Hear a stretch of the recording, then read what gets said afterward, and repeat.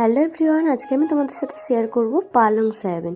পালং পনির তো অনেক খেয়েছি আমরা, কিন্তু পালং সয়াবিন খেতে তো জাস্ট দারুণ লাগে। ওই জন্য দেখো পালং শাকগুলোকে সেদ্ধ করে নিয়েছি, আর এদিকে দেখো সয়াবিনগুলোকেও সেদ্ধ করে নিয়েছি। তারপর নুন হলুদ দিয়ে সয়াবিনগুলোকে খুব ভালো করে ভেজে নিব। আর এদিকে দেখো পালং শাকের সাথে দিয়েছি আদা, রসুন, টমেটো, কাঁচা লঙ্কা দিয়ে একটা পেস্ট তৈরি করে নিয়েছি।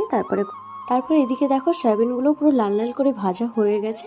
তারপরে কড়াইতে একটু তেল দিয়ে কালো জিরা, শুকনো লঙ্কা ফোড়ন দিয়ে যে পালং শাকের যে পেস্ট তা করে রেখেছিলাম সেটা দিয়ে দিলাম। তার মধ্যে একে একে সব গুঁড়ো মশলা, নুন, হলুদ, লঙ্কা গুঁড়ো, চিনি, পরিমাণ মতো চিনি দিতে। তারপর মিশ্রণটা ফুটে উঠলে তার মধ্যে ভেজে রাখা সয়াবিনগুলোকে দিয়ে খুব ভালো করে ফুটিয়ে নিতে হবে। তো ফুটিয়ে নিলেই রেডি হয়ে যাবে আমাদের পালং সয়াবিন। ওপর থেকে একটু গরম মশলা গুঁড়ো আর একটু ঘি দিলে রেডি একদম। তো এটা কিন্তু খেতে কিন্তু বেশ দারুণ লাগে, তোমরা অবশ্যই বাড়িতে ট্রাই করতে পারো।